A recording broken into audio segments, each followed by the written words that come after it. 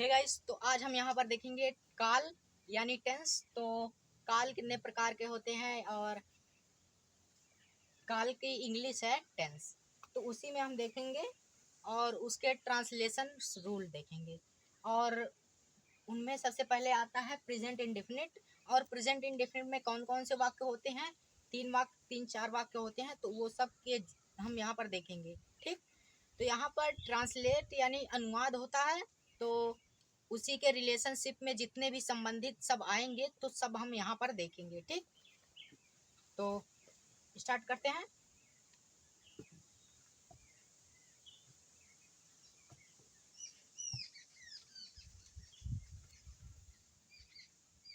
तो टेंस काल यानी इसमें होते हैं तीन प्रकार के। पहला होता है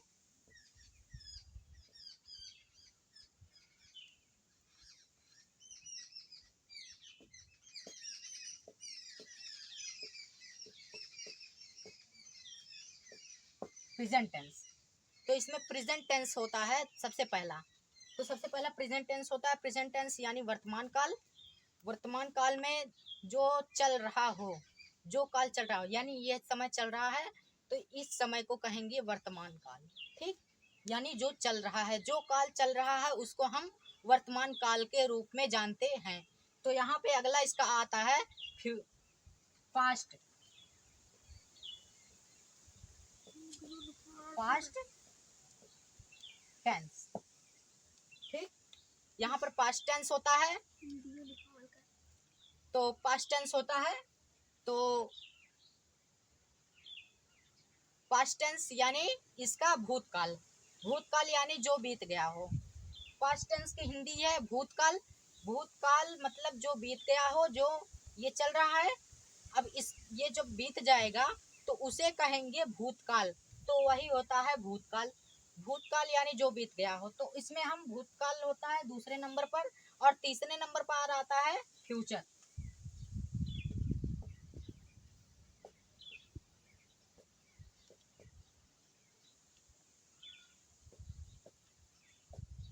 फ्यूचर टेंस भविष्य काल।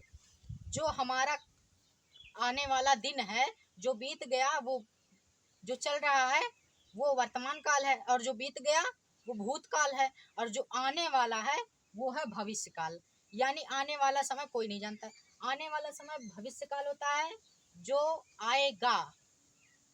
ठीक, तो इसकी हिंदी भी यहाँ पर हम देखेंगे, जो होता है वर्तमान काल।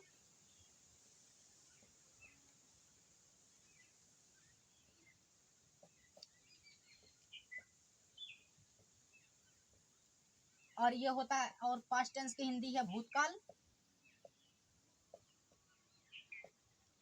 और फ्यूचर टेंस की है भविष्य काल। यहाँ नीचे लिख देते हैं।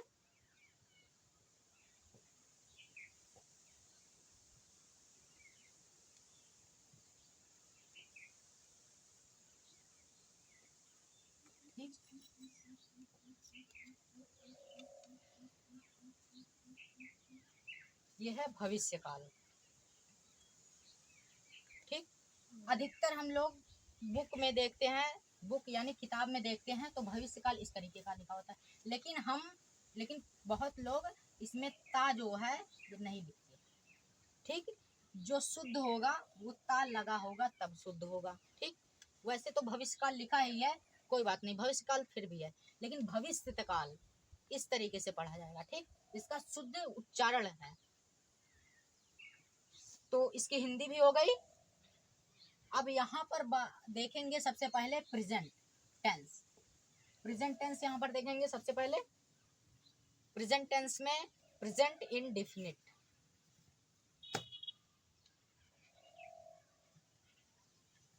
तो प्रेजेंट इंडेफिनिट देखेंगे यहाँ पर सबसे पहले।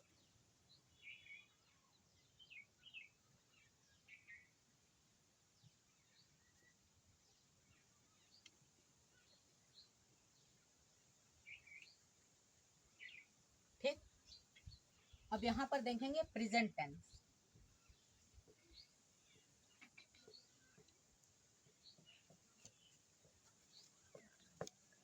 प्रेजेंट टेंस, प्रेजेंट टेंस में कितने प्रकार के होते हैं? प्रेजेंट टेंस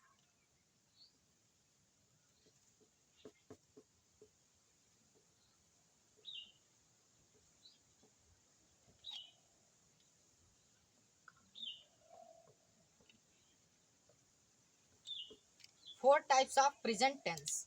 ठीक, तो होते हैं ये, तो 4 टाइप्स के होते हैं।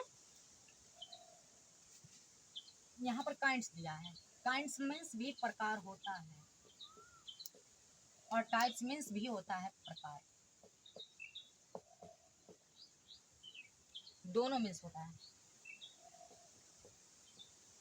चाहे यहाँ पर टाइप्स लिखो चाहे काइंड्स लिखो, कोई दिक्कत नहीं। लेकिन ऐसे नहीं चाहे जहाँ लिख देना है, इसमें सिर्फ देखना है कहाँ कौन सा प्रयोग होगा, कहाँ क्या प्रयोग होगा, उसी हिसाब से हम इन दोनों को लिखेंगे। ठीक,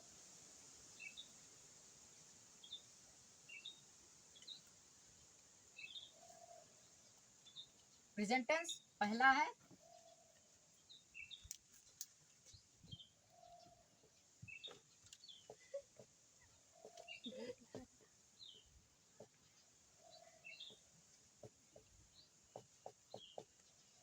प्रेजेंट इंडेफिनिट। ठीक, present indefinite tense, present indefinite tense और प्रेजेंट इंडेफिनिट टेंस, और दूसरा होता है इसमें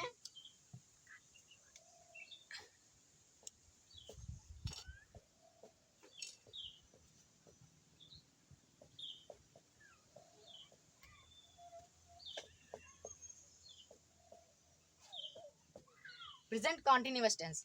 तो दूसरा इसमें होता है प्रेजेंट कॉन्टिन्यूअस टेंस। तो और दो होते हैं, तो इसमें हम लिखवाएंगे। ठीक, तो पहले इन दोनों को आप लोग उतारिए।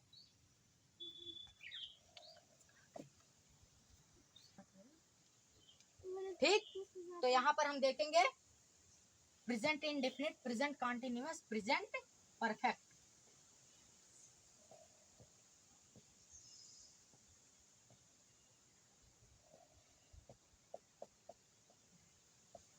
प्रेजेंट परफेक्ट टेंस और तीसरा एकदम लास्ट वाला है चौथा,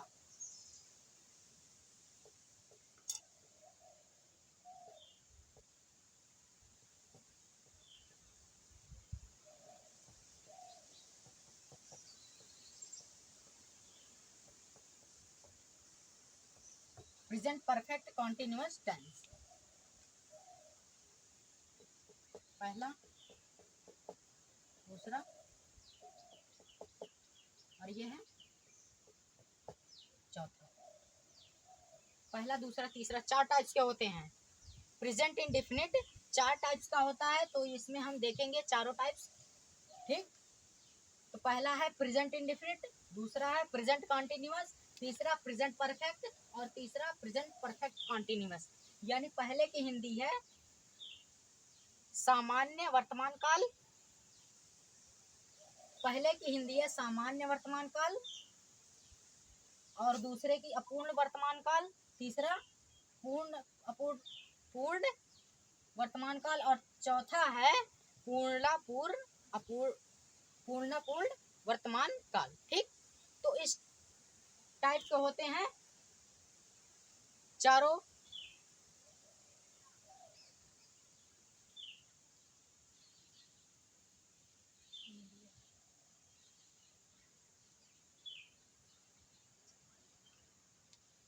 तो होगा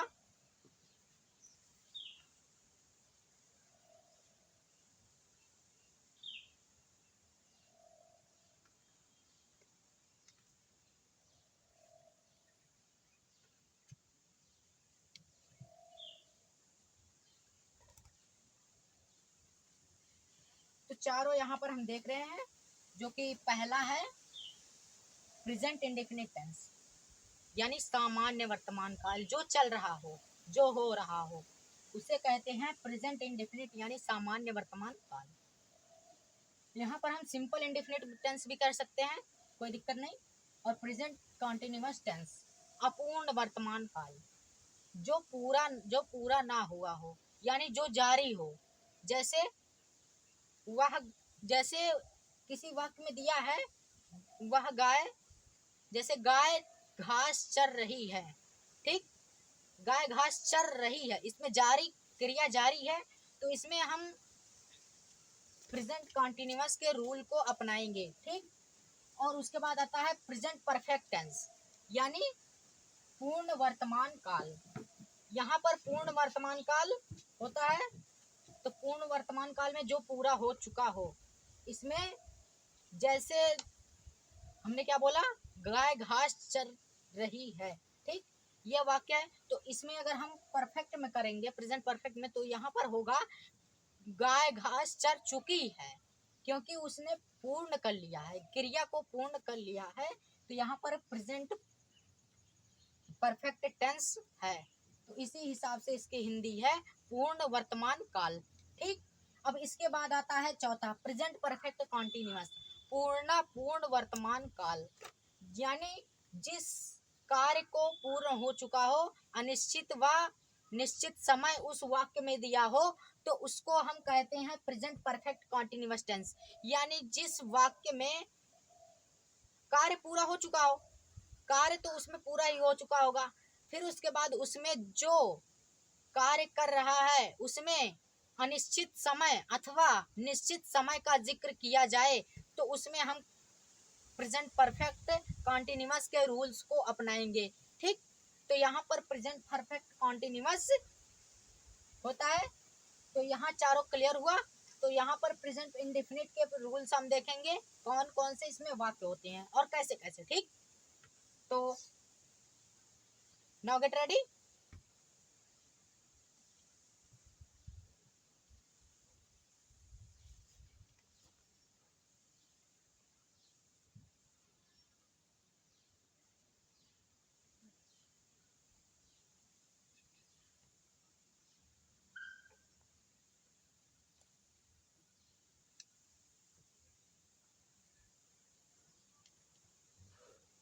ठीक, अब इसके बाद यहाँ पर देखेंगे प्रेजेंट इंडेफिनिट।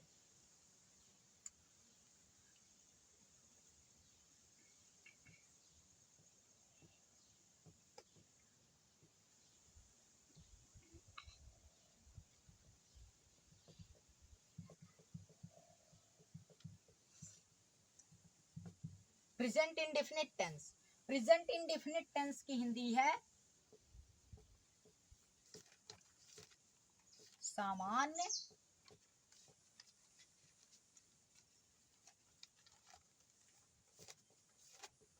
वर्तमान काल। सामान्य वर्तमान काल, इसकी हिंदी है सामान्य वर्तमान काल, ठीक।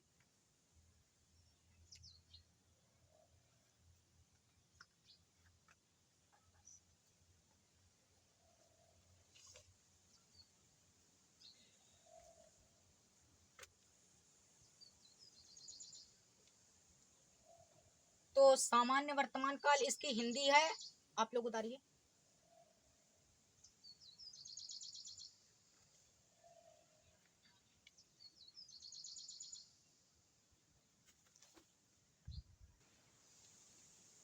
तो यहाँ पर सामान्य वर्तमान काल, इसको हम देखेंगे, यहाँ पर इसकी पहचान देखेंगे, रिकॉग्निशन, ठीक।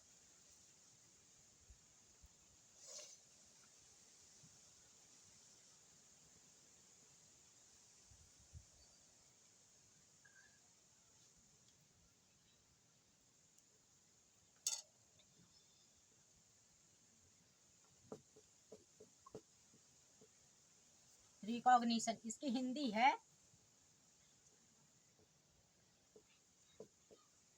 पहचान,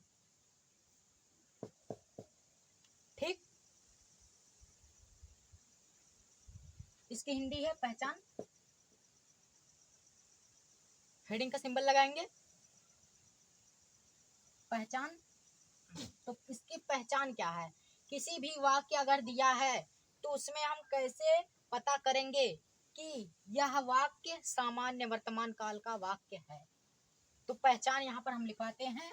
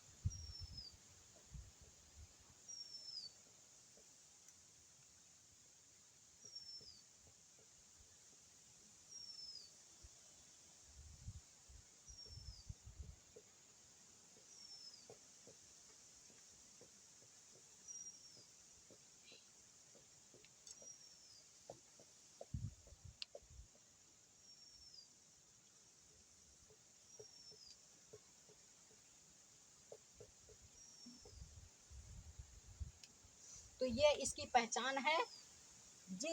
इस काल के वाक्यों में, यानी ये जो काल है, इस काल के सामान्य वर्तमान काल के वाक्यों में, सामान्य काल के वाक्यों के अंत में, यानी वाक्य जो है उसके आखिरी में ता है, ती है, ते हैं आदि शब्द वाक्य में क्रिया के साथ आते हैं। ठीक, तो क्रिया के साथ कैसे आएंगे, तो यहाँ पर हम कुछ एग्जाम्पल देकर बताते हैं। जैसे कोई वाक्य है, कोई वाक्य में दिया गया है, वह विद्यालय में गाना गाता है, गाना गाता है, लास्ट में ता है आया। ठीक, अभी अगर ये होता, अगर जेंडर चेंज होता इसमें, तो आता इसमें वह विद्यालय में गाना गाती है, ती है भी आता। और जब वाक्य प्लूरल होता तो उसमें जिक्र किया जाता कि वे स्कूल में, वह विद्यालय में गाना गाते हैं। ठीक, तो इस हिसाब से तीनों वाक्य, ये तीनों शब्द वाक्य में क्रिया के साथ आते हैं। ठीक, तो इस ये जो तीनों शब्द है, ये वाक्य में क्रिया के साथ अंत में आएगा, और उसी हिसाब से हम पहचान लेंगे कि ये सामान्य वर्तमान काल का वाक्य है, और उसी हिसाब और उसी के लेवल से यहाँ पर उसके रूल्स और नियम को फॉलो करेंगे। ठीक, तो ये उसका पहचान हुआ। अब उसके बाद यहाँ पर हम देखेंगे अफर्मेटिव सेंटेंस। ठीक,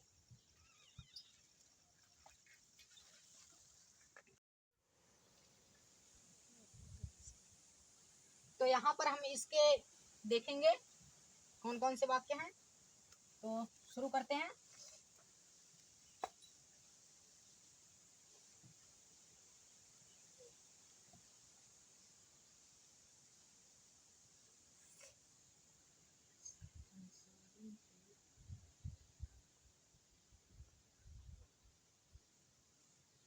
ठीक, यहाँ पर देखेंगे 3 वाक्य होते हैं। अफर्मेटिव सेंटेंस पहला, अफर्मेटिव सेंटेंस, और दूसरा निगेटिव सेंटेंस, और तीसरा इंट्रोगेटिव सेंटेंस। ठीक, तो 3 वाक्य होते हैं। तीनों वाक्य यहाँ पर हम देखेंगे, और उसमें दो दो तीन तीन दो दो रूल्स होते हैं, यानी नियम।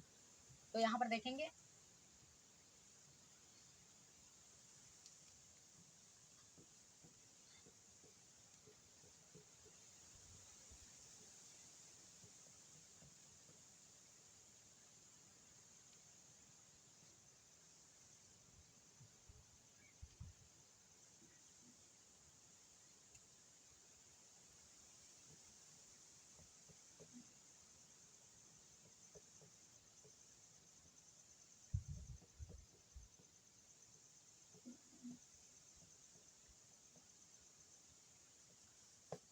Affirmative sentence. ठीक, और इसकी हिंदी है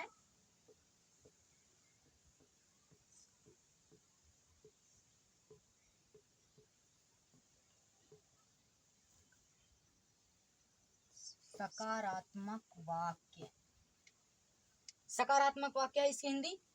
तो जिस वाक्य में दिया हो, साकार किया गया हो, जो भी वाक्य हो साकार किया गया हो, जैसे वह रोज स्कूल विद्यालय जाता है, ठीक, वह रोज घर जाता है, वह शाम को खाना खाता है। तो इस टाइप का जितना भी वाक्य है ये साकार है, तो इसको हम सकारात्मक वाक्यों से जानेंगे। ठीक, तो इसकी हिंदी है सकारात्मक वाक्य। तो सकारात्मक वाक्य में दो रूल होते हैं, पहला सिंगुलर और दूसरा प्लूरल। यानी पहला सिंगुलर यानी एक वचन, और दूसरा प्लूरल होता है जो बहुवचन होता है, बहुवचन के लिए प्रयोग होता है, और पहला सिंगुलर यानी एक वचन के लिए ही प्रयोग होता है। तो इसमें थोड़ा अलग से देखेंगे, थोड़ी चीजें तो अलग से देखेंगे। होता है आई वी यू, इसको मत लिखना, I we you they and he she it, ये जितना है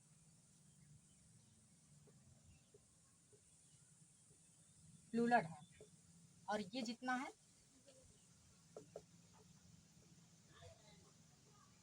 सिंगुलर है। ही सी इट, यह तीनों वाक्य सिंगुलर है, यानी एक वचन। एक चीज जहां भी होगी यहाँ वो प्रयोग होगा एक वचन। ठीक, और यह बहुवचन है। आई वी यू दे जितने भी है, ये चार है, चार वर्ड, तो ये चारों प्लूरल है और यहाँ सिंगुलर है। ठीक,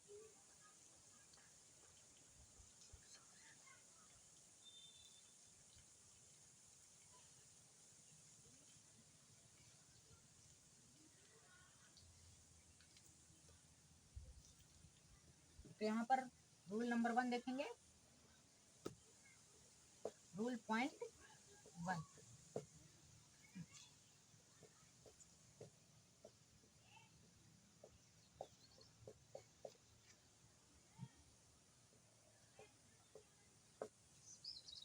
ही सी इट, सब्जेक्ट यहाँ पर SUB लगाकर, SUB लिखकर डॉट लिखेंगे। सब्जेक्ट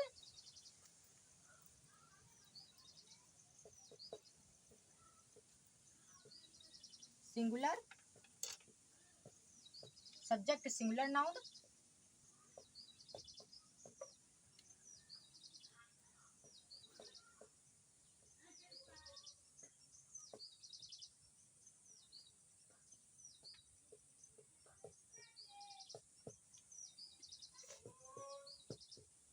कर्ता एक वचन के साथ मेन वर्ब यानी मुख्य क्रिया में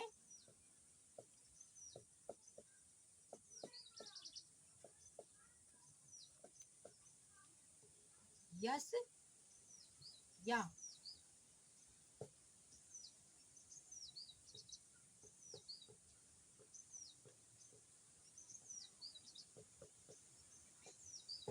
यस या ईएस जोड़ते हैं। ठीक,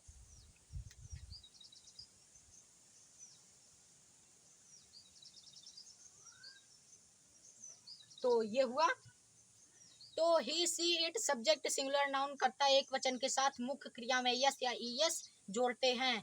तो यहाँ पर जो भी वाक्य रहेगा, ठीक, एक वचन का एक वचन अफर्मेटिव सेंटेंस का एक वचन के जितने भी वाक्य रहेंगे, ही सी इट वाले, सिर्फ ही सी इट वाले जितने भी वाक्य रहेंगे सब में यस या ई, मुख्य क्रिया में यस या ईएस जोड़ा जाएगा।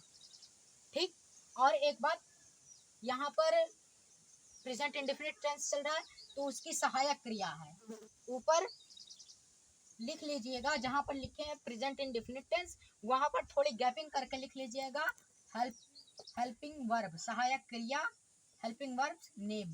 ठीक, हेल्पिंग वर्ब्स नेम लिखकर आप लोग फिर उसके बाद लिखिएगा डू ऑब्लिंग करके DOES, डज, डू और डज। ठीक, जस्ट 1 सेकंड बता रहे हैं। यहाँ पर प्रेजेंट इंडेफिनिट लिखे हैं,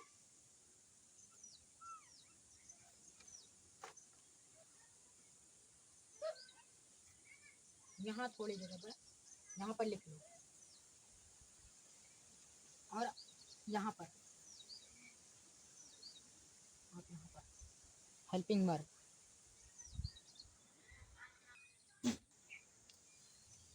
तो यहाँ पर देखेंगे, तो यहाँ पे डू या डज का लिखे हैं क्योंकि यह है ऑक्सिलरी वर्ब। ठीक, ऑक्सिलरी वर्ब भी बोल सकते हैं, हेल्पिंग वर्ब भी बोल सकते हैं। एच पॉइंट बी, इसको हम जो मेन पॉइंट डाले हैं प्रेजेंट इंडेफिनिट का, वहां उसके जस्ट बगल में इसको हम लिख सकते हैं क्योंकि यह है सहायक क्रिया। ठीक, तो आगे बढ़ेंगे।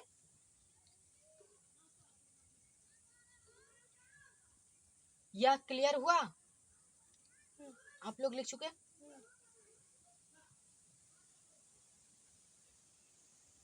तो इसके कुछ एग्जाम्पल्स हम देखेंगे यहाँ पर।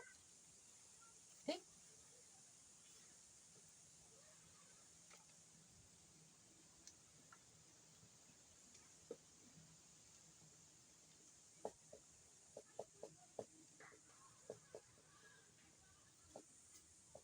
एग्जाम्पल्स। ठीक, पहला यहाँ पर देखेंगे, रूल भी लिखा हुआ है। जो आप लोग जो रूल लिखे हैं उसके नीचे एग्जाम्पल डाल के उसके बगल में आप लोग लिख सकते हैं। तो पहला यहाँ पर देखेंगे,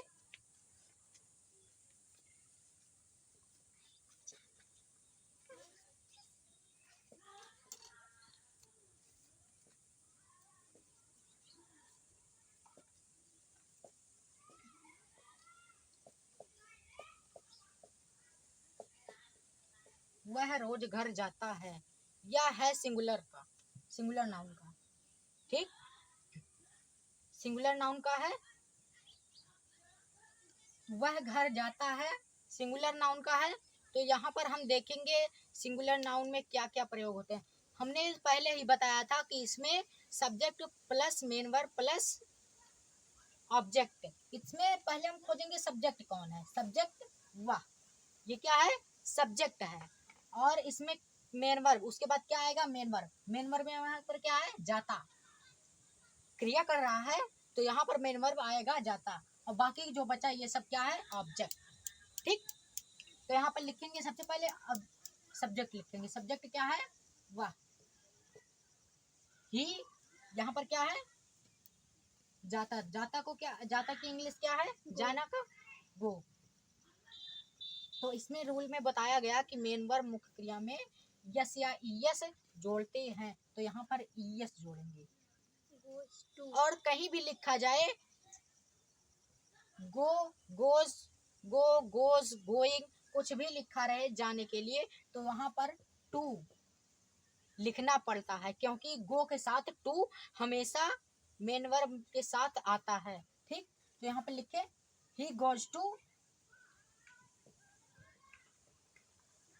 home, he goes to home daily. ठीक, तो ये हुआ पहला एग्जाम्पल।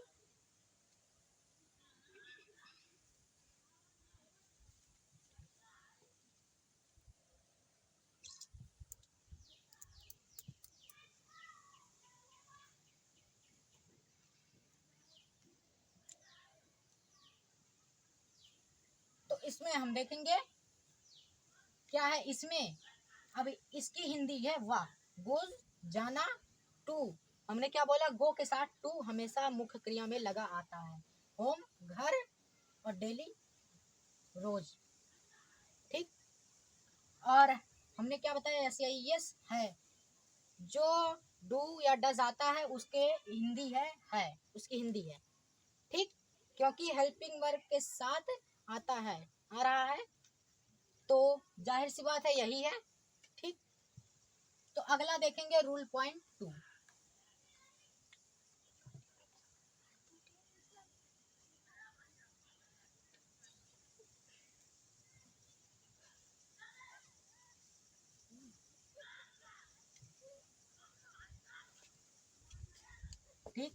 Rule point 2।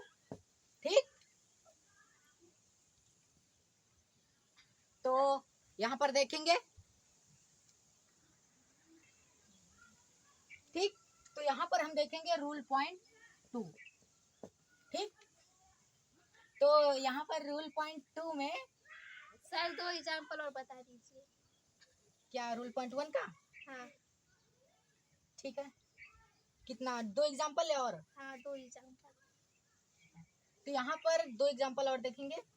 तो पहला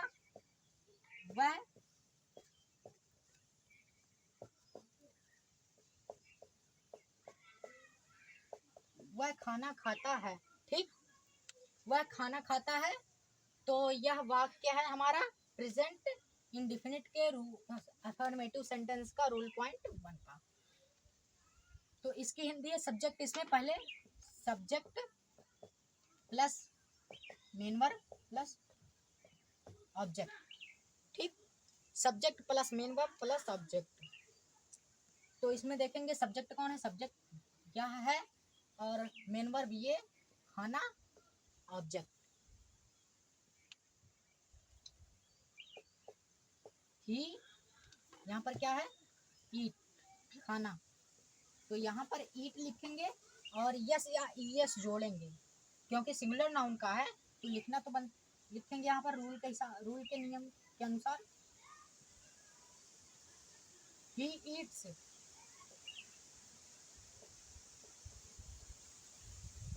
ही एट द फूड। ठीक, तो यहाँ पर दूसरा नियम कह रहा, यहाँ पर मतलब दूसरा एग्जाम्पल कह रहा है वह खाना खाता है, तो उसकी अनुवाद ट्रांसलेट हुआ ही ईट्स दी फूड। ठीक, अब इसके बाद हम यहाँ पर देखेंगे दूसरा एग्जाम्पल यानी तीसरा।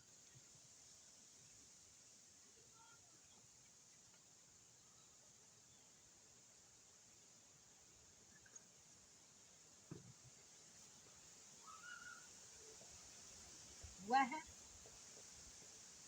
रोज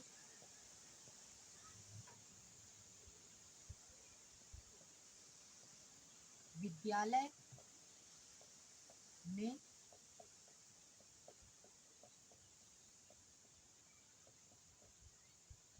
वह रोज विद्यालय में गाना गाता है।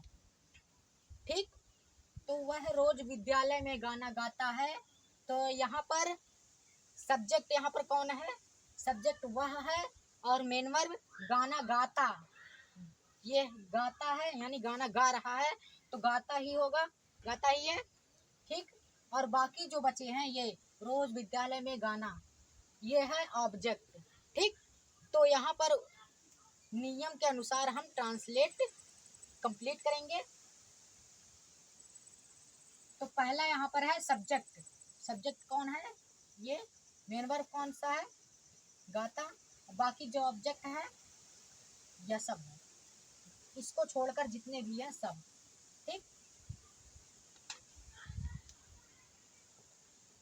ही क्या है, गाता, गाता की गाता यानी गाना गाना, तो इसकी इंग्लिश क्या है, सिंग्स, सिंग, सिंग है, तो यहाँ पर यस या ईएस जोड़ेंगे, यहाँ पर यस जोड़ेंगे आप। ठीक, और हाँ एक बात और, यहाँ पर हम यस जोड़ रहे हैं, और गोज में हमने पहला जो एग्जांपल बताया था गोज में यस जोड़े थे, अभी इसके पहले ईट्स था तो वहाँ भी हमने सिर्फ ईट्स यस जोड़ा। तो यहाँ पर कारण क्या चल रहा है, क्या दुश्मनी है इन दोनों में कि ये दोनों साथ में नहीं आ रहे हैं, तो यहाँ पर इन दोनों के बीच में डिफरेंस क्या है यहाँ पर देखेंगे, क्योंकि ओ क्या है, वोवेल है, वोवेल, और जी क्या है, कॉन्सोनेंट।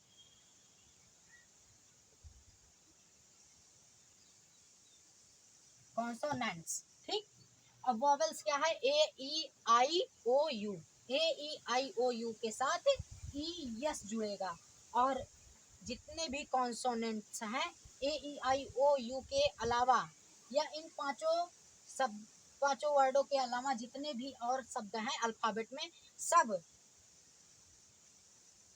कॉन्सोनेंट हैं, और कॉन्सोनेंट्स के साथ यस जुड़ेगा, इसके साथ यस और इसके साथ ई यस। ठीक, यही कारण है दोनों में।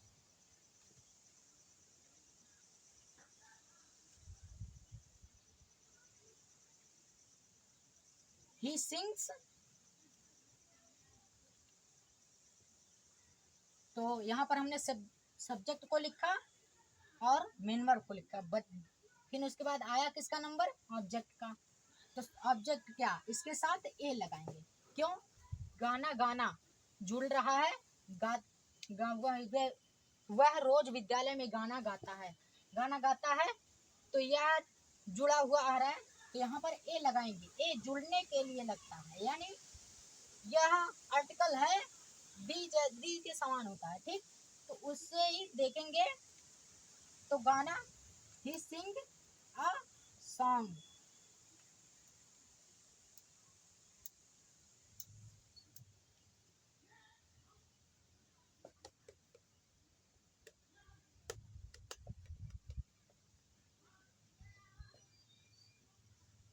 इन द स्कूल डेली, ठीक। He sings a song in the school daily, वह रोज विद्यालय में गाना गाता है, ठीक। अभी यहाँ पर होता वह रोज विद्यालय में गाना गाती है, तो यहाँ पर ही नहीं सी होता, ठीक, सी होता, क्योंकि यह जेंडर चेंज होता, इसीलिए यहाँ पर अगर ती होता तो यहाँ पर सी होता, सी रहता, इसीलिए यहाँ पर ही है, क्योंकि वहां पर गाना गाता आ रहा है, तो यहाँ पर ही रहेगा, ठीक, ही। नोट कीजिए आप लोग, वाह। तो यहाँ पर अब हम रूल पॉइंट 2 देखेंगे, रूल पॉइंट 2 यानी प्लूरल, सिंगुलर तो हमारा क्लियर हो गया, अब इसके बाद प्लूरल देखेंगे।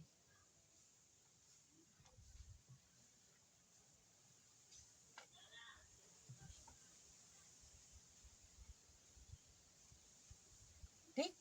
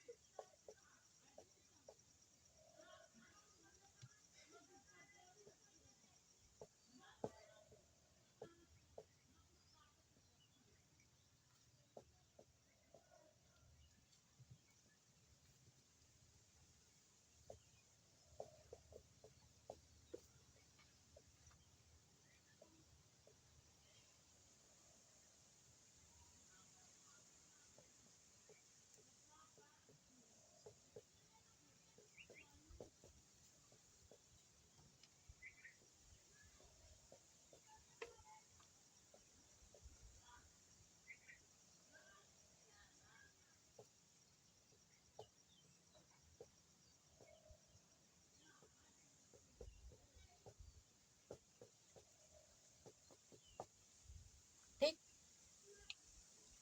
तो I we you they subject plural noun, कर्ता बहुवचन के साथ मुख्य क्रिया में यस या ईएस नहीं जोड़ते, क्योंकि यह नियम प्लूरल के अनुसार बता रहा है कि प्लूरल वाक्यों में यस या मुख्य क्रिया में जो क्रिया कर रहा हो, क्रिया में यस या ईएस नहीं जोड़ते, ठीक। तो यह रूल पॉइंट 2 है अफर्मेटिव सेंटेंस का,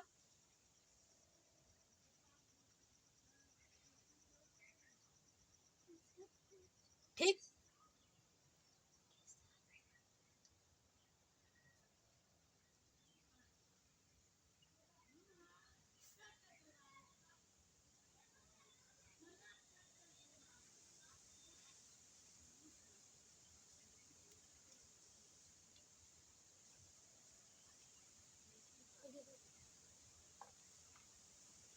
नोट डाउन हुआ,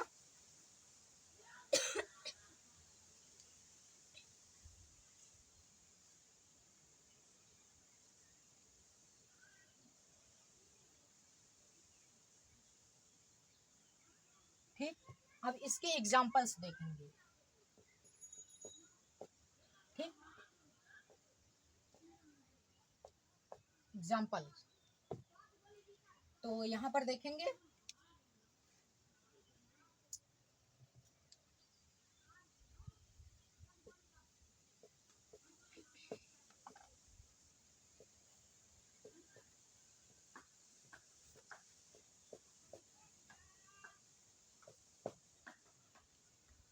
मैं दूध पीता हूँ। ठीक, तो यह पहला एग्जाम्पल है रूल पॉइंट 2 का पहला एग्जाम्पल, और इसमें भी वही नियम फॉलो होंगे। जितने भी ट्रांसलेशन के रूल्स हैं सब में यही एक ही फॉर्मूला है, subject plus main verb plus object. ठीक, तो ये फॉर्मूले के हिसाब से ये जो सूत्र बता रहा है इसी के हिसाब से सारे ट्रांसलेशन रूल्स कंप्लीट होते हैं। ठीक,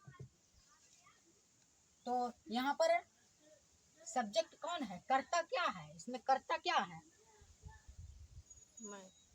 यहाँ पर कर्ता मैं है। ठीक, कर्ता मैं है, मैं की हिंदी क्या है, आई। और यहाँ पर मेन वर्ब क्या है, क्या है, पीता। पीता। यहाँ पर मेन वर्ब पीता है क्योंकि यह क्रिया कर रहा है। तो आई ड्रिंक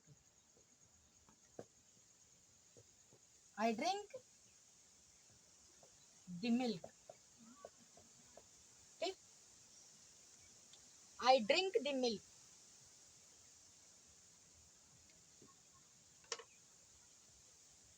तो मैं दूध पीता हूँ, इसकी हिंदी है आई ड्रिंक द मिल्क।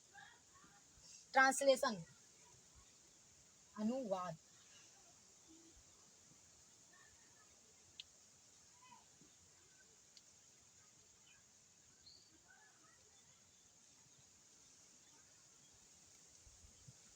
तो अगला एग्जांपल देखेंगे।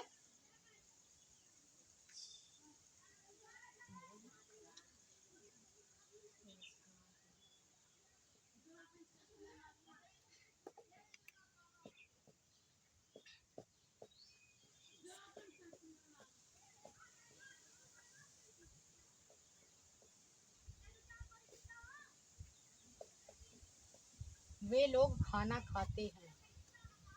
ठीक, अब यहाँ पर दिया है वे लोग खाना खाते हैं, ये भी प्लूरल है। अब इसमें सब्जेक्ट कौन है, वे, और इसमें मेन वर्ब क्या है, खाते। तो यहाँ पर ये क्रिया कर रहे हैं, जो क्रिया कर रहा हो, क्रिया और जो कर रहा हो वह सब्जेक्ट है और जो क्रिया है वो मेन वर्ब है।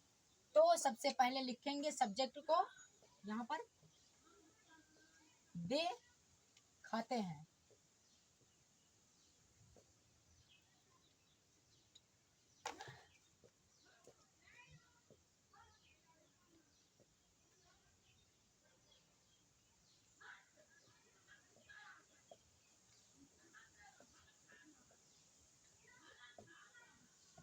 और यह क्या है, और ये जो बचा है ऑब्जेक्ट है।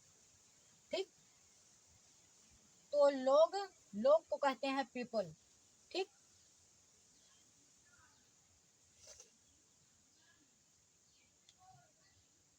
यह डी है।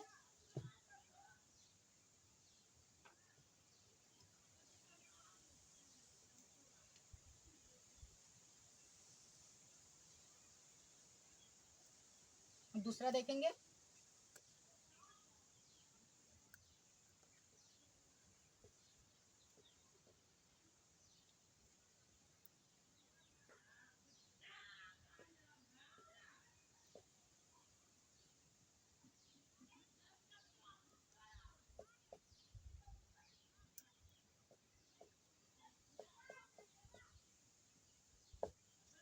हम बाजार जाते हैं। ठीक, तो यहाँ पर हम बाजार जाते हैं, तो यहाँ पर भी उसी नियम से ही ट्रांसलेट रूल होगा। यहाँ पर इसकी लिखेंगे वी गो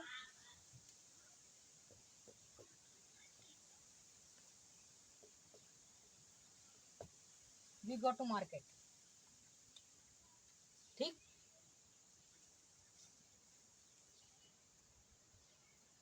तो यहाँ पर देखेंगे वी गो टू मार्केट, हम बाजार जाते हैं। हम क्या है, सब्जेक्ट है, सब्जेक्ट वी वी की हिंदी है हम, और बाजार मार्केट गो। हमने क्या बताया था, गो के साथ मुख्य क्रिया में टू लगा होता है। ठीक, तो क्लियर हुआ, अफर्मेटिव सेंटेंस क्लियर हुआ। अब इसके बाद देखेंगे निगेटिव सेंटेंस।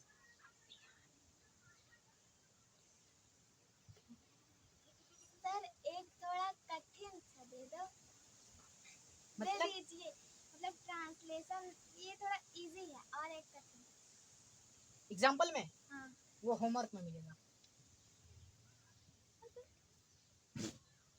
ठीक, अब इसके बाद निगेटिव सेंटेंस देखेंगे।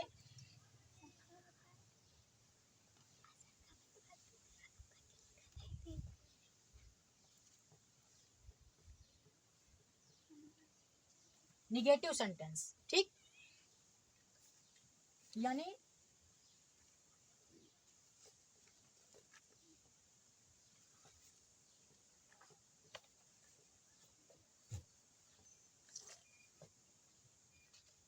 नकारात्मक वाक्य।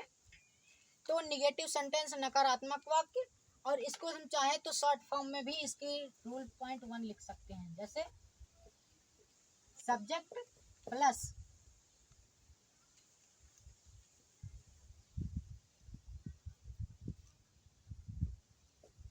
Does not plus main verb plus object, ये रूल पॉइंट 1 है। ठीक, ये शॉर्ट फॉर्म में, लेकिन हम कुछ अपने तरीके से लिखवाएंगे जो समझ में आए। ठीक,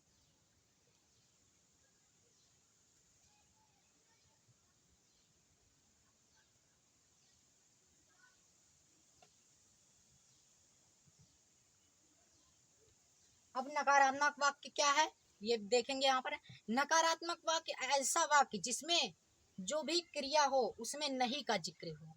जैसे कोई भी वाक्य हो, जैसे वह गाय घास नहीं चरती है, वे लोग अपना काम नहीं करते हैं, वे खाना नहीं खाते हैं, वह अपना काम नहीं करता है। तो इस तरीके से नहीं जो आ रहा है नकारात्मक वाक्यों में ही आएगा, क्योंकि अगर वह अपना काम करता है तो सब अफर्मेटिव सेंटेंस हो जाएगा। ठीक, अब नकारात्मक वाक्यों में जो रहेगा वो नहीं रहेगा। ठीक, यहाँ पर सिर्फ नहीं ही है, नहीं, यही है मेन पॉइंट। ठीक, नहीं है तो नहीं वाक्यों के बीच में क्रिया के साथ, क्रिया के पहले या फिर क्रिया के बाद ऑब्जेक्ट में नहीं आता है। तो इसको हम मेन वर्ब सब्जेक्ट लिखेंगे पहले, फिर उसके बाद डज यानी हेल्पिंग वर्ब के साथ नॉट का प्रयोग करते हैं। ठीक, तो यहाँ पर हम शुरू करेंगे, देखेंगे रूल पॉइंट 1।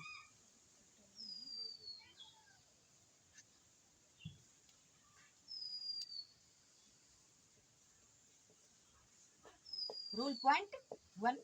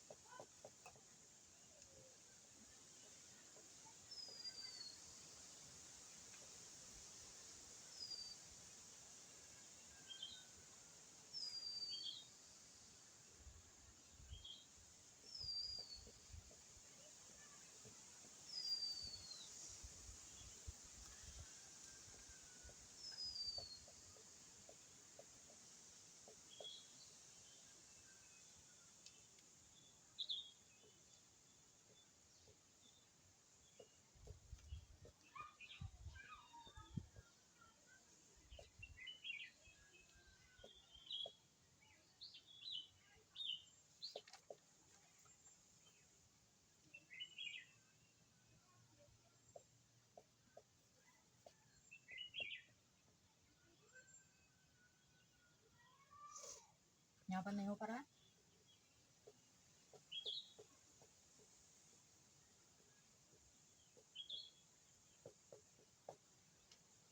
ठीक, तो ये है रूल पॉइंट 1 निगेटिव सेंटेंस का।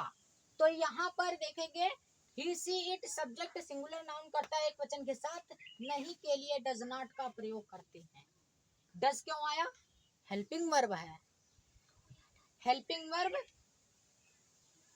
हेल्पिंग वर्ब डज और डू है। डज और डू, क्योंकि डज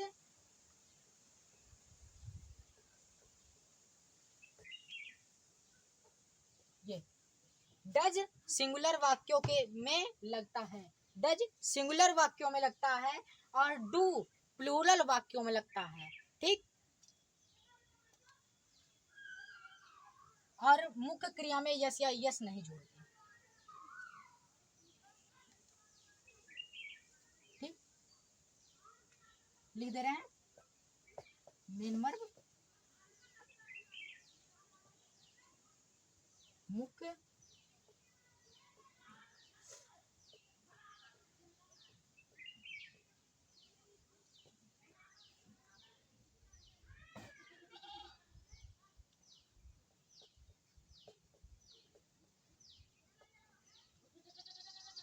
मुख्य क्रिया में यस या यस नहीं जोड़ते। ठीक, तो इसी हिसाब से हम यहाँ पर करेंगे।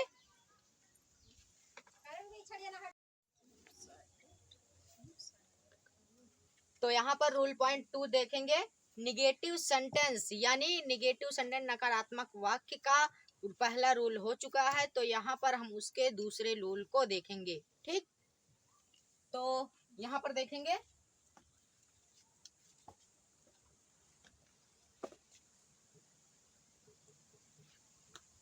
निगेटिव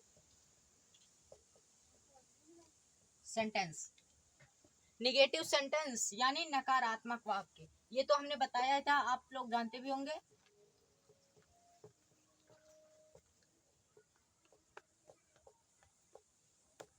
नकारात्मक वाक्य। ठीक, तो इसका हम रूल पॉइंट 2 देखेंगे।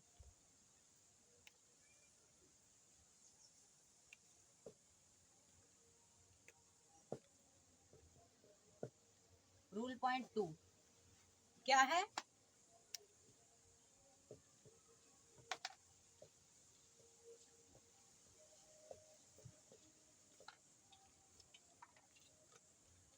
आई वी यू दे सब्जेक्ट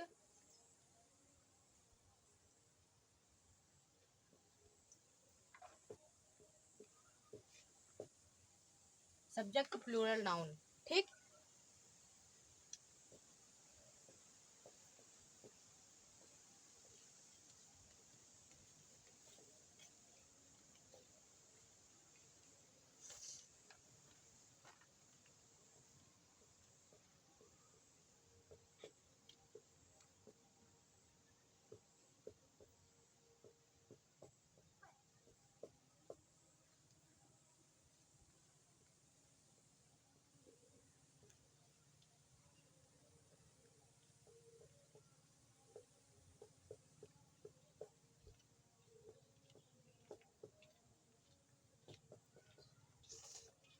ठीक, तो यहाँ पर हम देखेंगे रूल पॉइंट 2। ओके, तो यहाँ पर रूल पॉइंट 2 नियम दूसरा, निगेटिव सेंटेंस का नियम दूसरा क्या कह रहा है? I we you they he she, I we you they sorry I we you they subject plural noun, कर्ता बहुवचन के साथ नहीं के लिए नॉट नॉट का प्रयोग, डू नॉट का प्रयोग करते हैं और मुख्य क्रिया में यस या यस नहीं जोड़ते। ठीक, ये तो हमने रूल पॉइंट 1 में भी लिखवाया था, अब इसमें भी लिखवाना पड़ेगा। क्यों? क्योंकि मुख्य क्रिया में यस या यस नहीं जोड़ते। मेन वर्ब मुख्य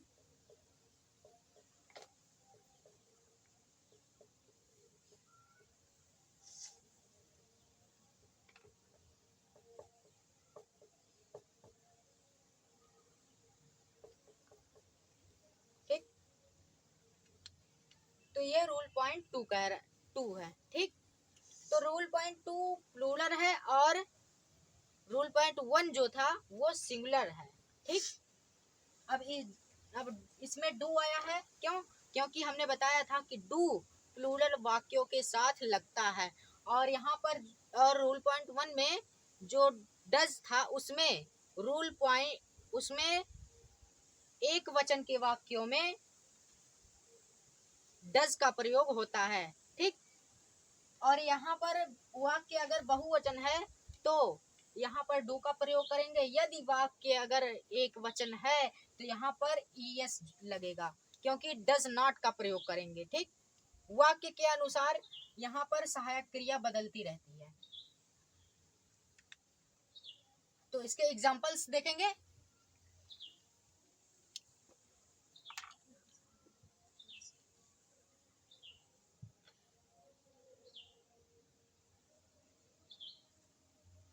नाउ यू गेट रेडी। तो यहाँ पर हम देखेंगे 3 एग्जाम्पल देखेंगे। तो यहाँ पर सबसे पहला एग्जाम्पल देखेंगे, जैसे प्लूरल में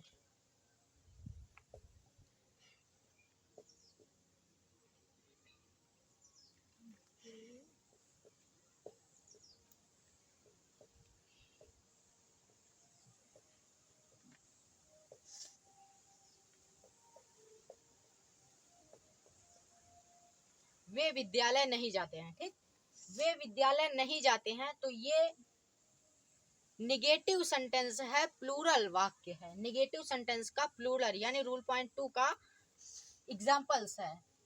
तो इसमें सब्जेक्ट कौन सा है? इसमें फॉर्मूला यानी सूत्र हमने बताया ही था, subject plus main verb plus object. तो इसमें सब्जेक्ट कौन है?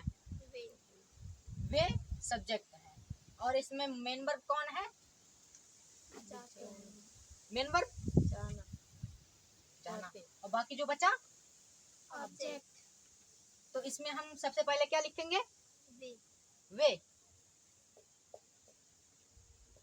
लिखा, और फिर उसके बाद नहीं जो है ये लिखेंगे, क्योंकि रूल नियम के अनुसार ही चलना है। ठीक, इसमें तो ये तो सूत्र बता रहा है, ये फॉर्मूला बता रहा है सकारात्मक वाक्यों के लिए, और जो नेगेटिव सेंटेंस होता है उसमें सबसे पहले सब्जेक्ट लिखते हैं, फिर उसके बाद हेल्पिंग वर्ब के साथ नॉट का प्रयोग करते हैं। ठीक, तो यहाँ पर हेल्पिंग वर्ब क्या है? डू है, और नॉट का प्रयोग करेंगे। ठीक, they do not go to school. ठीक,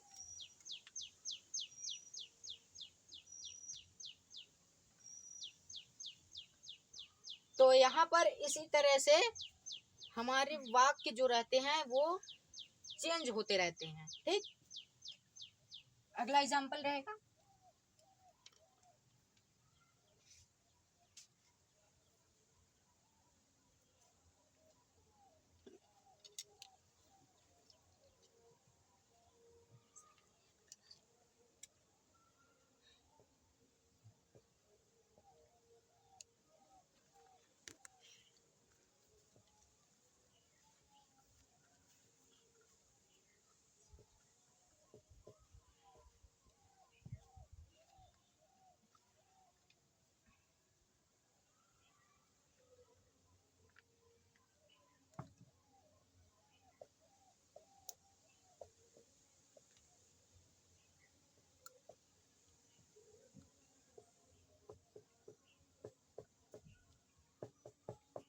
ठीक, तो ये दूसरा वाक्य है। सो इसमें सब्जेक्ट कौन है? हम क्या है? सब्जेक्ट है। तो हमको इंग्लिश में क्या कहते हैं? व्हाट? वी तो इसमें मेन वर्ब क्या है? अब खाते, तो मेन वर्ब के अलावा और कुछ भी लिखेंगे उसके बाद, उसके पहले हेल्पिंग वर्ब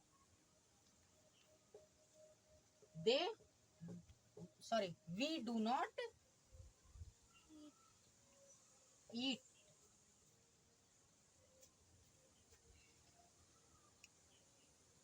योर फूड। ठीक,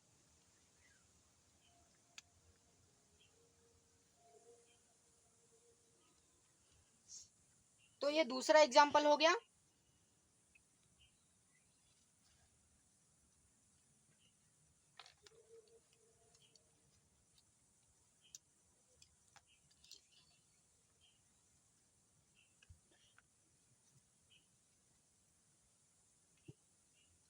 अब तीसरा एग्जाम्पल देखेंगे।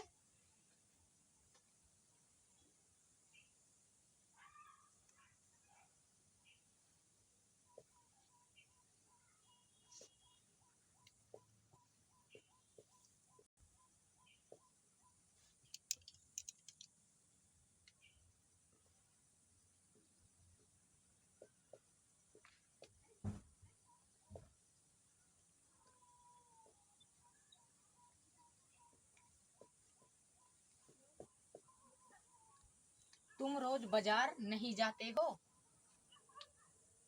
ठीक, तो ये है निगेटिव सेंटेंस रूल पॉइंट 2 का एग्जाम्पल्स। तो इसमें हम देखेंगे कैसे ट्रांसलेट करते हैं। ठीक, क्या है, तुम रोज बाजार नहीं जाते हो। इसमें सब्जेक्ट क्या है, तुम। ये क्या है, सब्जेक्ट है। इसकी हिंदी पहले लिखे, इंग्लिश पहले लिखेंगे यू, उसके बाद हेल्पिंग वर्ब डू, और उसके बाद नहीं के लिए नॉट का प्रयोग करेंगे। We do not goes to, sorry, मुख्य क्रिया में यस या यस नहीं जोड़ते। ठीक,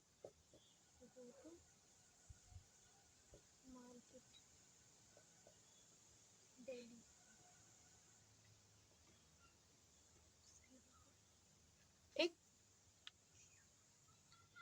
तो इस तरह के नेगेटिव वाक्यों में इस तरह के इसी नियम, इसी रूल के अनुसार हम ट्रांसलेट को कंप्लीट करते हैं। ठीक, तो अगला वाक्य होगा हमारा इंट्रोगेटिव सेंटेंस। ठीक, इंट्रोगेटिव सेंटेंस यस और नो टाइप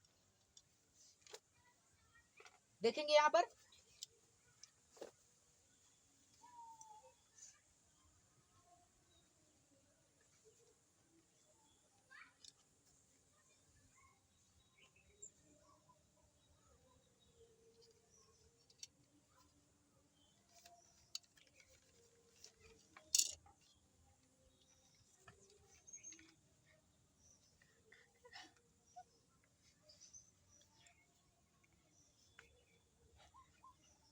ठीक,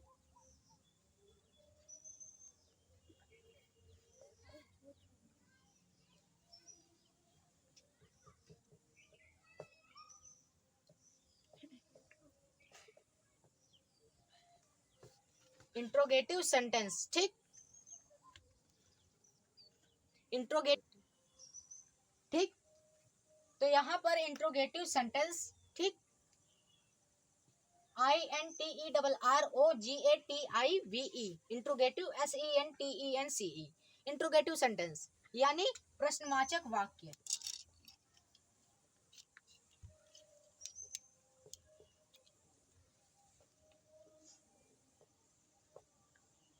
प्रश्नवाचक वाक्य। अब ये कहाँ से आया और क्यों आया, कैसे आया, कब आया, तो यहाँ पर सब देखेंगे। तो ये इंट्रोगेटिव सेंटेंस जो है वो एक वाक्य है। सो 2 टाइप्स के होते हैं। सो पहला, सब्जेक्ट से पहले क्या आएगा, और दूसरा जो ये जो बोला हमने क्या आएगा, तो इसमें यस और नो टाइप का रहेगा। यस और नो में आंसर देना होगा।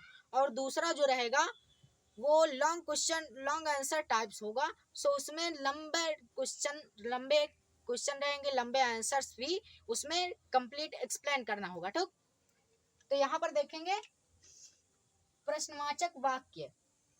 प्रश्नवाचक वाक्य है तो प्रश्नवाचक वाक्य में प्रश्न किया जाए, जैसे किसी से प्रश्न किया जाए तो उसे प्रश्नवाचक वाक्य कहते हैं। जैसे एग्जांपल्स में, क्या वह तुम्हारी भैंस है, तुम खाना शाम को कब खाते हो, तुम रोज बाजार कब जाते हो, तो ये सब क्या है, इसमें सवाल पूछे जा रहे हैं,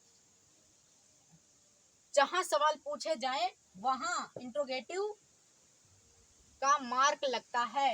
ये इंट्रोगेटिव का सिंबल है, ठीक। तो उसमें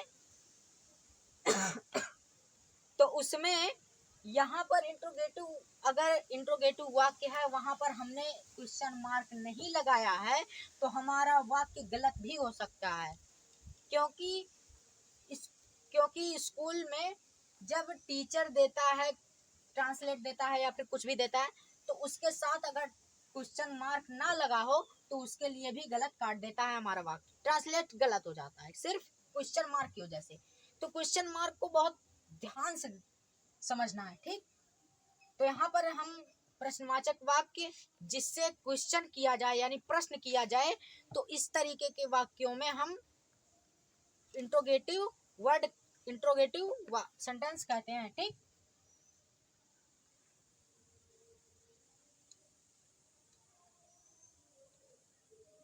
तो यहाँ पर देखेंगे रूल पॉइंट 1,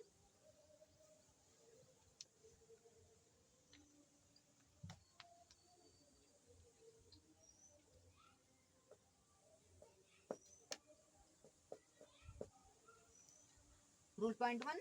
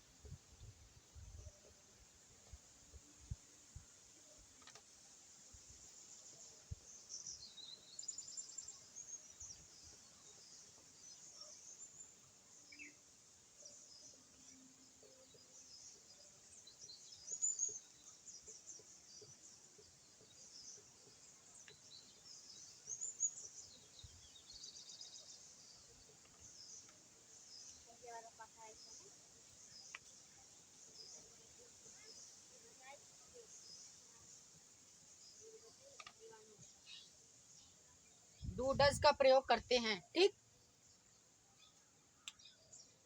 तो ये रूल पॉइंट 1 है, यदि इंट्रोगेटिव वर्ड प्रश्न सूचक शब्द क्या वाक्य में सब्जेक्ट कर्ता से पहले आता है तो क्या की अंग्रेजी व्हाट नहीं लिखते बल्कि कर्ता के अनुसार हेल्पिंग वर्ब डू या डज का प्रयोग करते हैं, ठीक।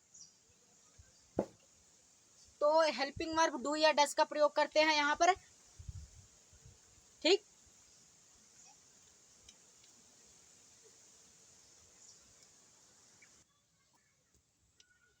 सो यहाँ पर देखेंगे इंट्रोगेटिव सेंटेंस, रूल पॉइंट 1, यदि इंट्रोगेटिव वर्ड प्रश्न सूचक शब्द क्या वाक्य में सब्जेक्ट कर्ता से पहले आता है तो क्या की अंग्रेजी व्हाट नहीं लिखते बल्कि कर्ता के अनुसार हेल्पिंग वर्ब सहायक क्रिया डू या डज का प्रयोग करते हैं, ठीक।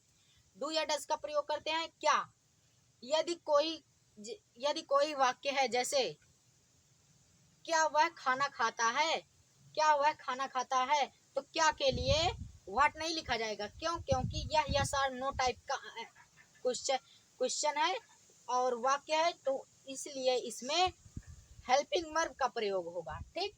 और रही बात क्वेश्चन मार्क की, तो क्वेश्चन अगर जहां भी पूछा जाए तो उसमें क्वेश्चन मार्क लगना आवश्यक है। ठीक। तो ये रूल पॉइंट 1 हो गया। अब रूल पॉइंट इसका एग्जांपल्स देखेंगे। तो इसमें प्लूरल और सिंगुलर दोनों आते हैं। और नेगेटिव और अफर्मेटिव में हमने बताया था कि दो रूल बताए थे, एक सिंगुलर और एक प्लूरल की। तो इसमें इसमें सिंगुलर और प्लूरल दोनों वाक्य इसमें आएंगे। ठीक। क्योंकि यह प्रश्नवाचक वाक्य है इसलिए इसमें दोनों आएंगे। और रूल पॉइंट जो 2 होगा उसमें भी दोनों आएंगे क्योंकि वो कुछ अलग रहेगा और यह कुछ अलग है।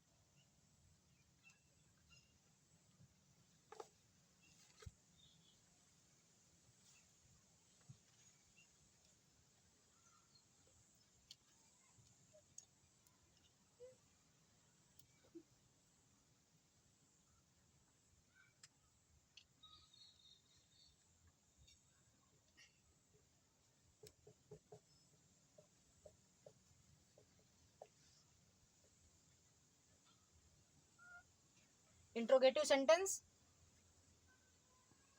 इसमें एग्जांपल्स देखेंगे रूल पॉइंट 1 के अनुसार। ठीक।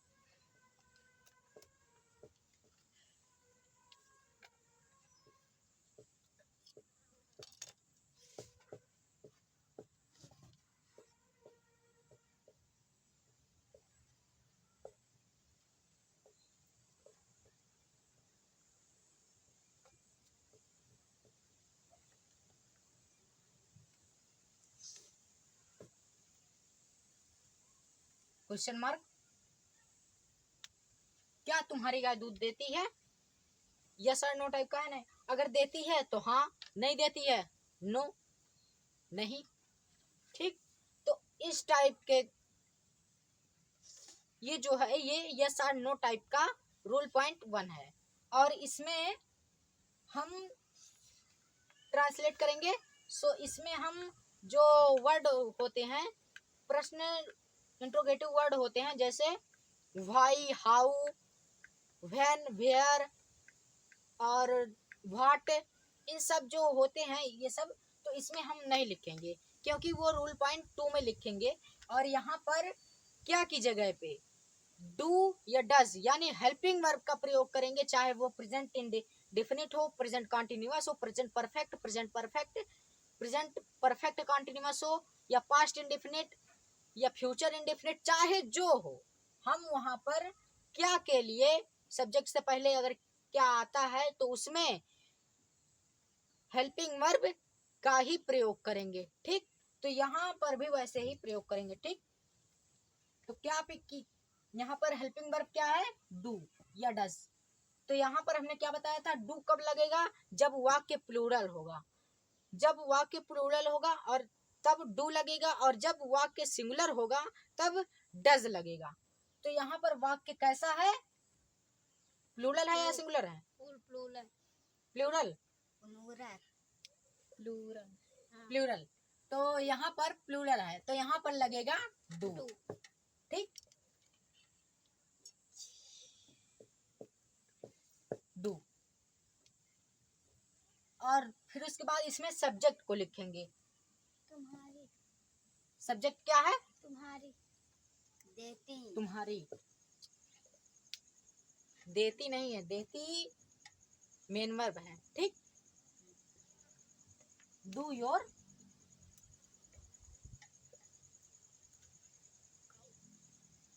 फिर क्या है? देती। हमने कितनी बार बोला सब्जेक्ट के बाद मेन वर्ब का आता है। ठीक। Do your. ठीक। तुम्हारी के साथ गाय है तुम्हारी के साथ गाय, तो ये इसके साथ मिला हुआ है, तुम्हारी गाय। ठीक, तुम्हारी गाय, योर काऊ। क्योंकि मिल एकदम, अगर यदि वाक्य दोनों जुड़ा जुड़ा सेम सेम आ रहा है, जैसे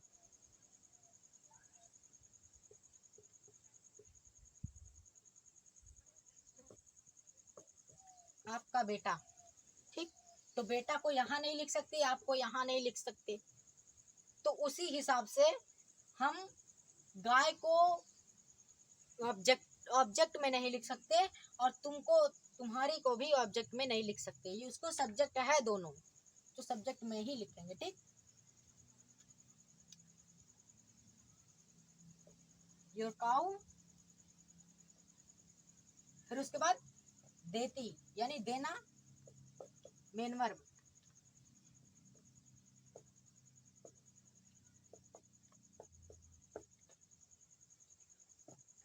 ठीक, क्वेश्चन मार्क रहेगा।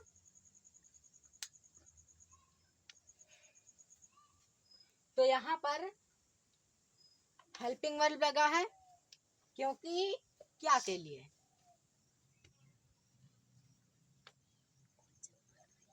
अगला देखेंगे।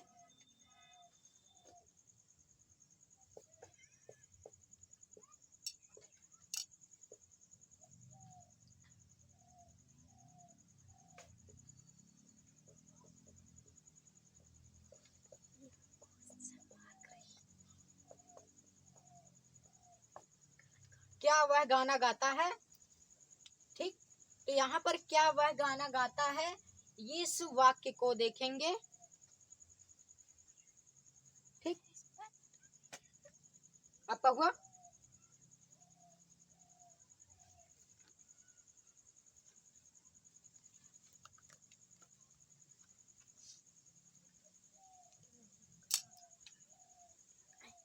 तो वाक्य कैसा है, इंट्रोगेटिव,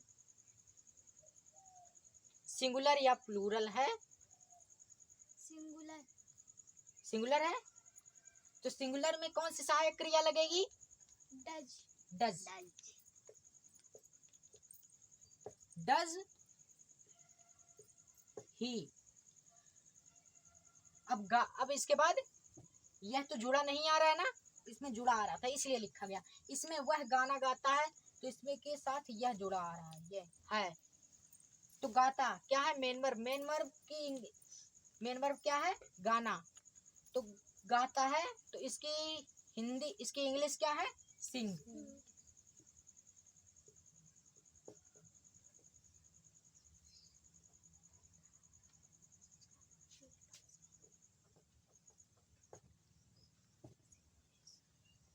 यहाँ पर क्वेश्चन मार्क। ठीक, तो एक प्लूरल और एक सिंगुलर हुआ।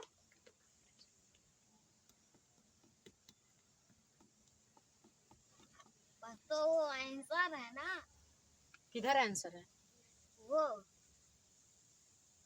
ये इसका ट्रांसलेट है, ट्रांसलेट, ये हिंदी में लिखा गया है जो चीज, वही यहाँ पर इंग्लिश में है, अनुवाद है, अनुवाद किया गया है यहाँ पर। आया समझ में।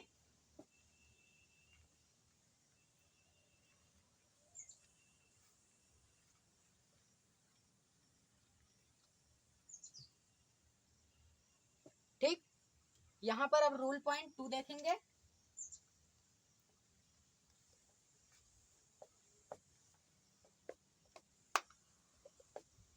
रूल पॉइंट 2, तो रूल पॉइंट 2 में कब, कहाँ, क्यों, कैसे आदि शब्द यहाँ पर आएंगे, और वो भी वाक्य के बीच में आएंगे। वाक्य के बीच में आएंगे तो जाहिर सी बात है, हम how, when, where and what, ये सब एड ऑल वर्ड्स, यहाँ पर all interrogative words, that's right, यहाँ पर वो सभी प्रश्न सूचक शब्द यहाँ पर लिख सकते हैं। ठीक,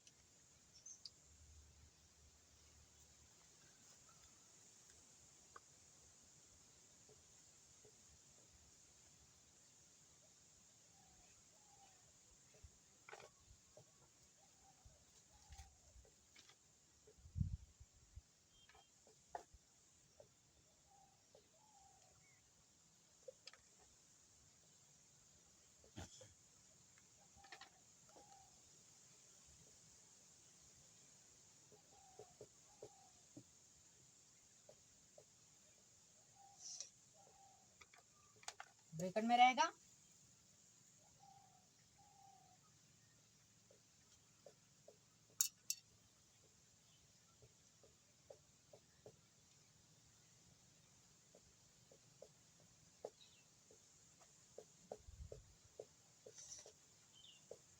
कब, कहाँ, क्यों, कैसे,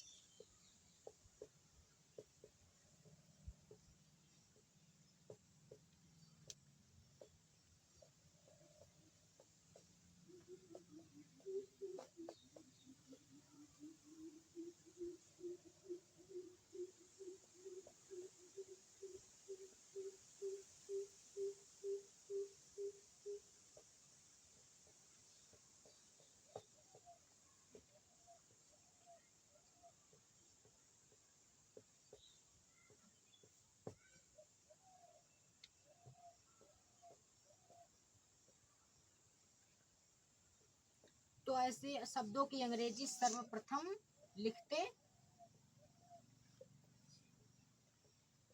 हैं।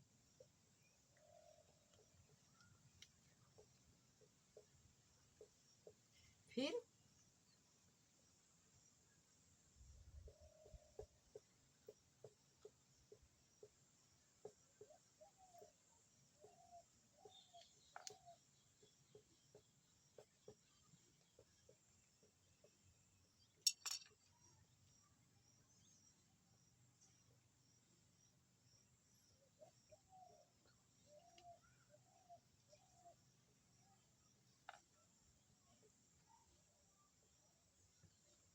ठीक,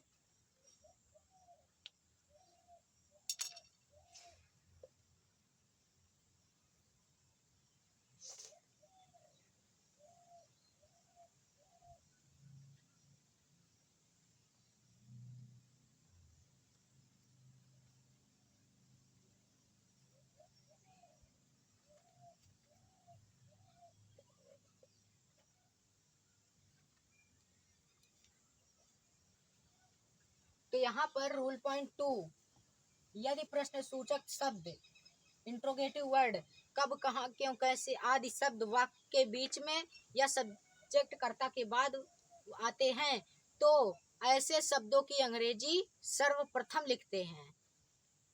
फिर उसके बाद हेल्पिंग वर्ब सहायक क्रिया डू या डज का प्रयोग करते हैं। ठीक, तो यहाँ पर सबसे पहले अगर किसी भी वाक्य में दिया है तुम शाम को खाना कब खाते हो, तो यहाँ पर कब आया, प्रश्न सूचक शब्द।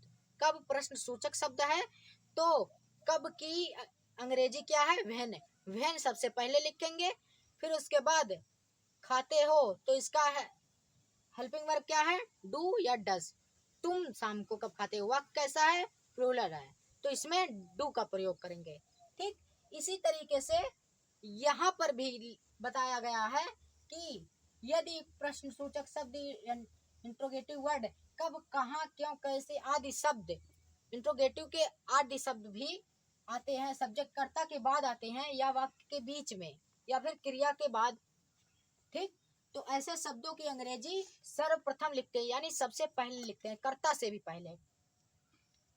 ठीक, फिर उसके बाद कर्ता को नहीं लिखेंगे, उसके पहले सहायक क्रिया डू या डज का प्रयोग करेंगे। ठीक, यहाँ पर नियम के हिसाब से चलेंगे।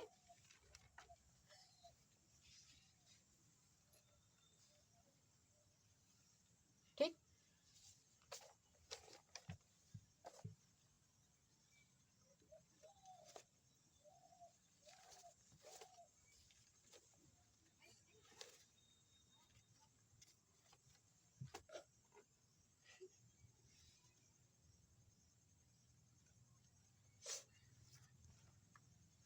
ठीक, तो यहाँ पर देखेंगे एग्जाम्पल्स। ठीक, यहाँ पर एग्जाम्पल्स देखेंगे तो इंट्रोगेटिव रूल पॉइंट 2 के अनुसार यहाँ पर एग्जाम्पल्स देखेंगे, ठीक।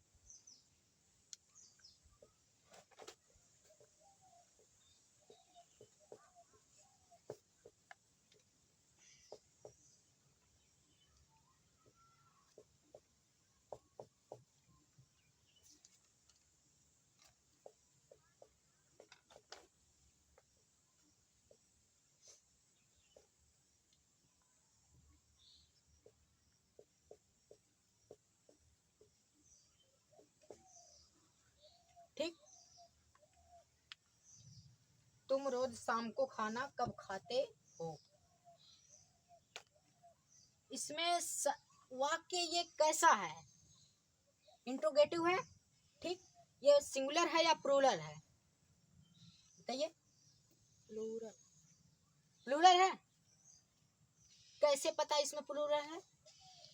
तुम, आई, वी, यू, दे बहुवचन है। बहुवचन है, तो यहाँ पर इसकी अंग्रेजी क्या रहेगी, इसकी इंग्लिश क्या रहेगी, यू। ठीक। तो यहाँ पर सब्जेक्ट है, ठीक। तो यहाँ पर शॉर्ट फॉर्म में इसका रूल कहता है, तो यहाँ प्रश्नवाचक लगेगा ना, ठीक। यहाँ पर क्या है, सर्वप्रथम क्या लिखेंगे, प्रश्न सूचक शब्द को लिखेंगे, क्या है, कब। तो लिखेंगे व्हेन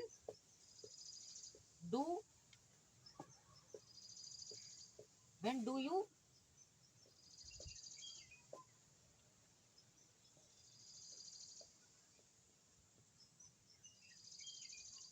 ठीक।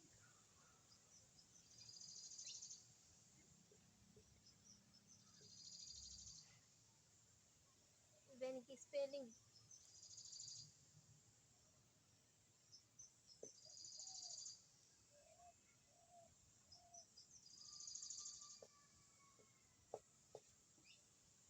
When do you eat the food,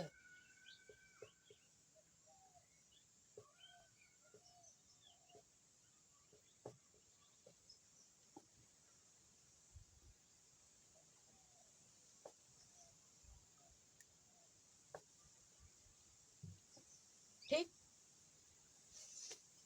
हुआ। When do you eat the food to evening daily, night रहेगा, नाइट नहीं रहेगी। शाम, शाम को इंग्लिश में क्या कहेंगे, इवनिंग ही कहेंगे।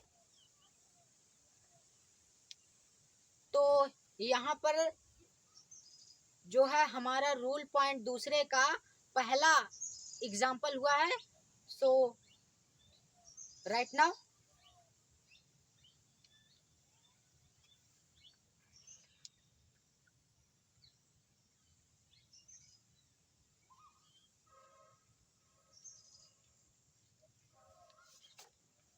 यहाँ पर दूसरा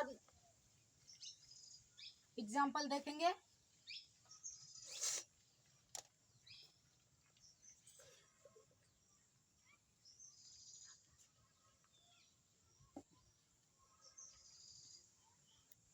ठीक, दूसरा एग्जाम्पल देखेंगे। ये तो प्लूरल हो गया, अब इसके बाद सिंगुलर देखेंगे, क्योंकि दो एग्जाम्पल है। तो इसके पहले वाले नियम में हमने दो एग्जाम्पल देखे थे, एक सिंगुलर और एक प्लूरल। इसमें भी प्लूरल हो गया, सिंगुलर।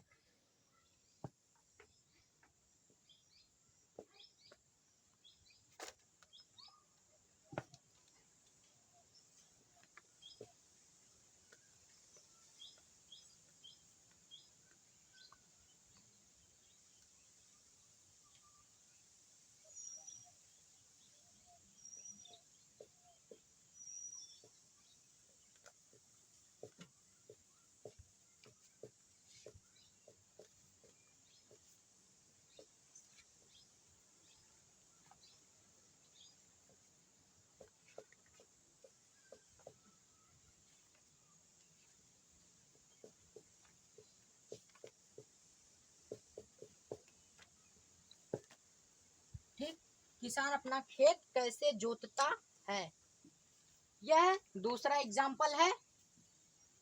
किसान अपना खेत कैसे जोतता है, तो यहाँ पर देखेंगे हाउ, हाउ सर्वप्रथम प्रश्न सूचक शब्द को लिखेंगे, क्या है, कैसे, तो यहाँ पर लिखेंगे हाउ। हेल्पिंग क्या, हेल्पिंग वर्ब क्या है, डज।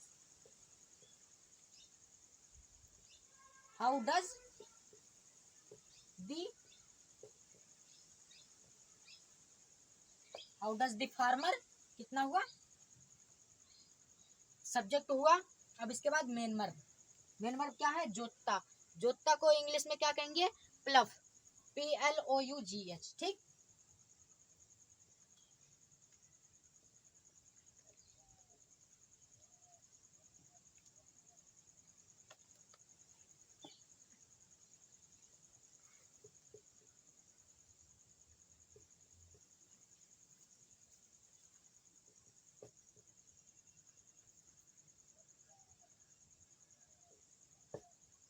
प्लफ हिज फील्ड, ठीक।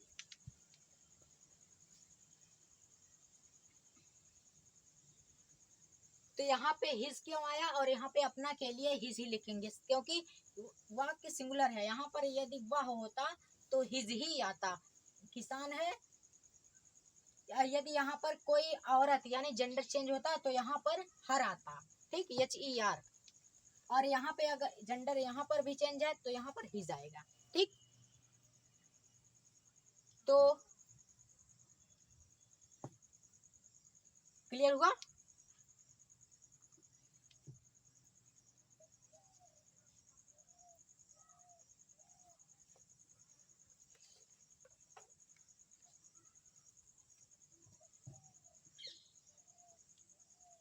Interrogative plus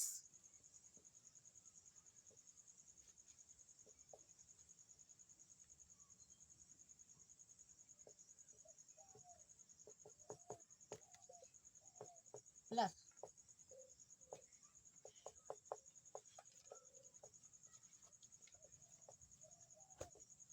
interrogative plus negative sentence, प्रश्नवाचक प्लस नकारात्मक वाक्य, ठीक।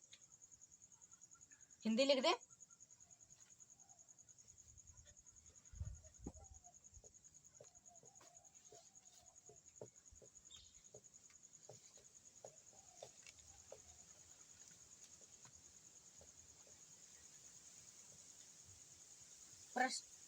प्रश्नवाचक प्लस नकारात्मक वाक्य, ठीक।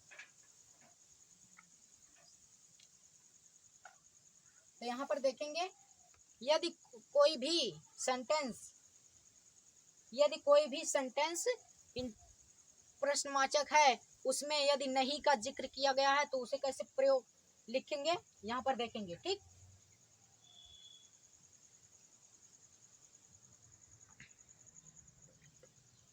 ठीक, यहाँ पर प्रश्नवाचक प्लस नकारात्मक वाक्य देखेंगे। इसमें रूल पॉइंट 1 एक का रूल होता है इसमें, तो देखेंगे एक ही रूल होता है इसमें। सो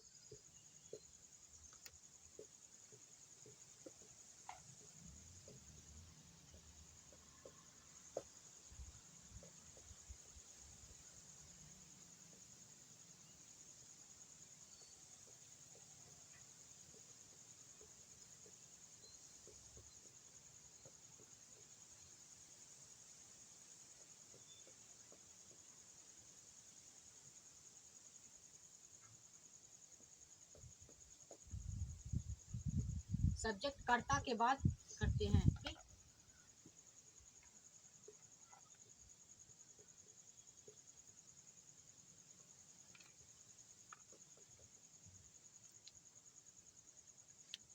ऐसे वाक्यों में यानी इंट्रोगेटिव वर्ड, इंट्रोगेटिव सेंटेंस की का जो दूसरा रूल था उसी जैसा है, पर उसमें जो नियम था उसी में सब्जेक्ट लिख लेंगे। फिर उसके बाद अगर नहीं का जिक्र किया गया है तो वैसे वाक्यों में सब्जेक्ट के बाद ही नॉट का प्रयोग किया जाएगा, ठीक। यहाँ पर एग्जांपल्स में देखेंगे, ठीक।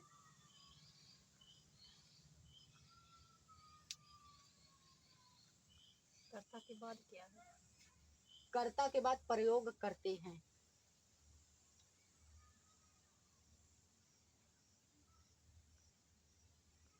प्रयोग है।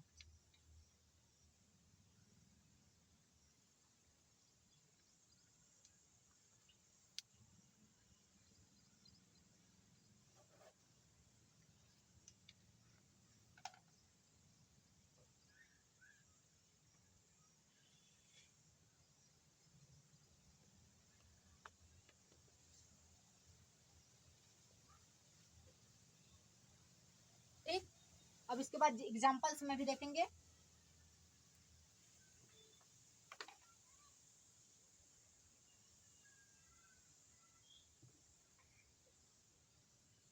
ठीक, अब जैसे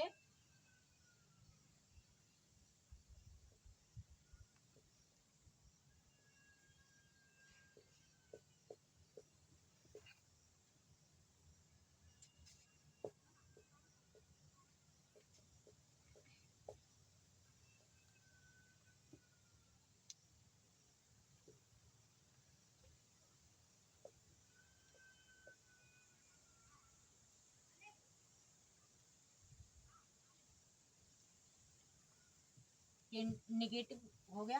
ठीक,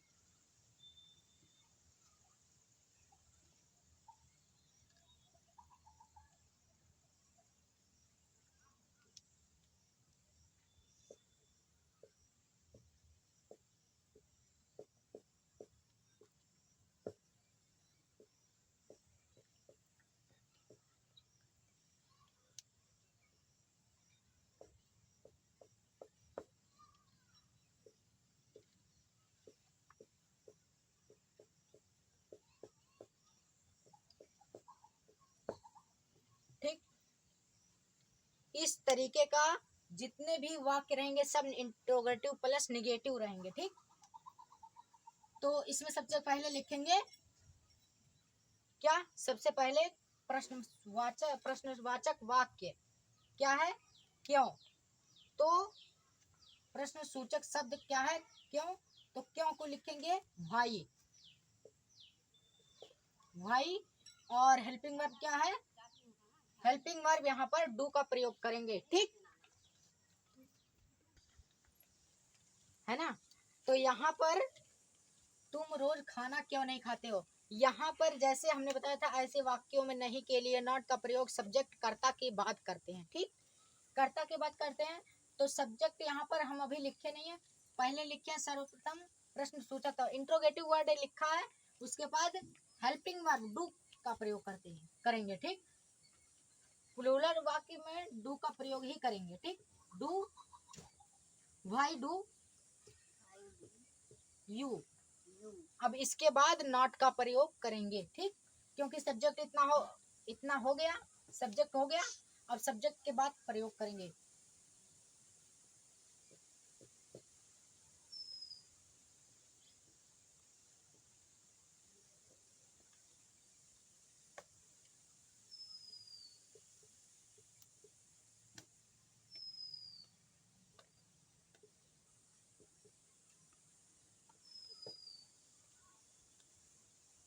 ठीक,